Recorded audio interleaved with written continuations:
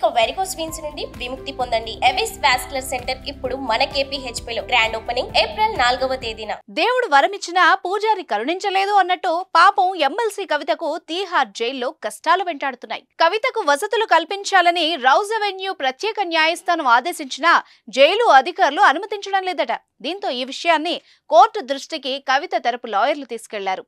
గత నెల 26న కోర్టు ఇచ్చిన ఉత్తర్వుల్లో ఏ ఒక్కటి ఈడీ అనుమతించలేదని కవిత తరపు న్యాయవాదులు కోర్టుకు విన్నవించారు. అయితే కోర్టు ఉత్తర్వుల్లో పేర్కొన్న అన్నింటినీ తెచ్చుకునేందుకు అనుమతించినట్టు జైలు సూపరింటెండెంట్ రౌజ్ అవెన్యూ న్యాయస్థానానికి తెలిపారు. దీంతో ఈసారి కోర్టు గట్టిగా స్పందించింది. కవితకు సదుపాయాలని కల్పించాలని లిఖిత పూర్వక ఆదేశాలు జారీ చేసింది.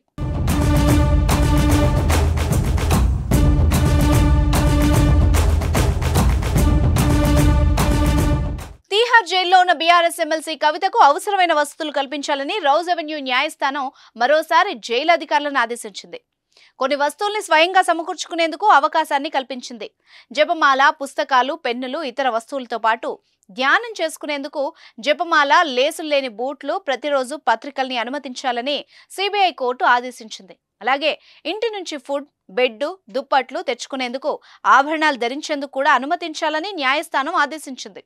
వీటితో పాటు కుకింగ్ ఆఫ్ బుక్స్, 365 సూడోకు, జయఘోష, Murakami Norwegian wood, the RSS road maps for 21st century, Narasimha Shatakam, Gajendra Moksham, the diary of young girl, living in the light and paper club notebooks కూడా అనుమతిస్తూ ప్రత్యేక కోర్టు ఆదేశాలు జారీ చేసింది.